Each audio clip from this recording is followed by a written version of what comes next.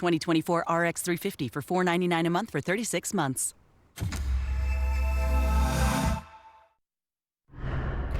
Right now at 6, improving transportation in L.A. ahead of the 2028 Olympics. The meeting today with Mayor Karen Bass as Metro faces a surge in violent attacks. Plus, the I-Team tracks a spike in stolen cars. We'll tell you which part of town has been hit the hardest and the surprising age of some of those arrested. And the former Dodgers translator gets his day in court. Why Shohei Ohtani's ex-friend and interpreter took a deal but pleaded not guilty today.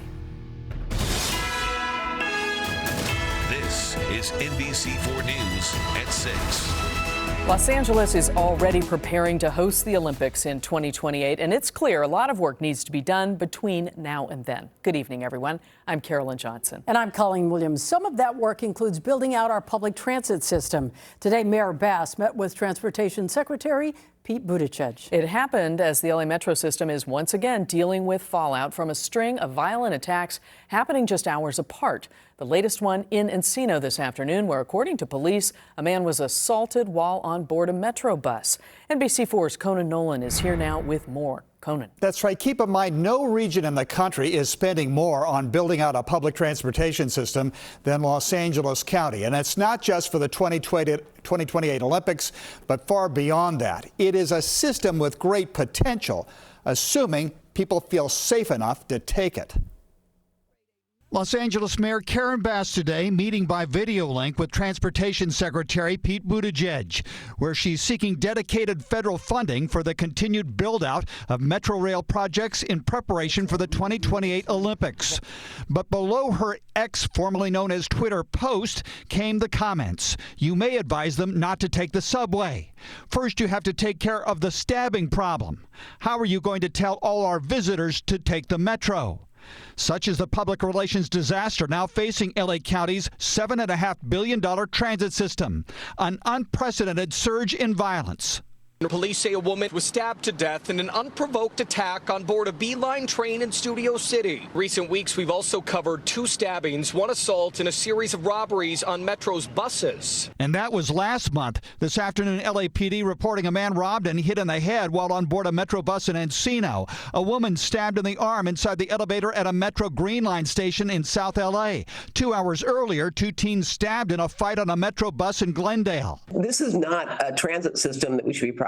LA County Supervisor Catherine Barger serves on the LA Metro Board of Directors, a body which is, instead of increasing the presence of uniformed officers, has tried to increase safety using so-called civilian ambassadors.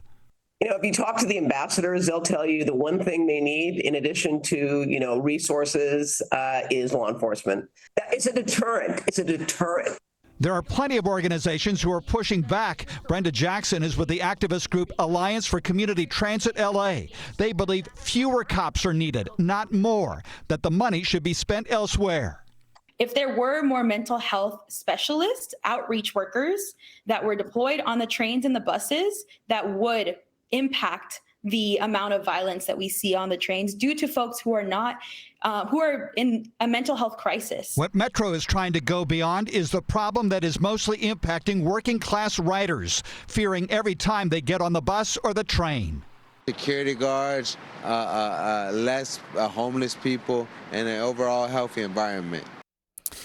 So, a major debate. The board of directors for LA Metro has asked staff to come back with some suggestions as to what they can do in order to tighten up the ship and make safety more prevalent on the bus system and the rail system. But there are groups, plenty of groups, and one will be out there tomorrow morning around in front of the LA County Board of Supervisors meeting where they're talking about their budget. They're arguing less money for police and more on community service. All right. Conan, thank you for that. My pleasure. Well, investigators in Irvine are releasing this new dash cam video in hopes of catching the driver they say is responsible for a rollover crash that killed this grandfather. NBC4's Hetty Chang spoke with that man's family today in an interview you'll see only on NBC4. Hetty. Yeah, Carolyn, we should point out that dash cam footage is from the grandfather's own car, 67-year-old Alan Lee.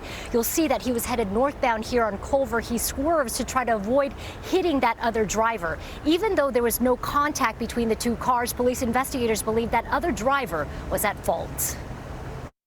I actually got these ping notifications off of the Ring app there was an accident, and then I looked and it said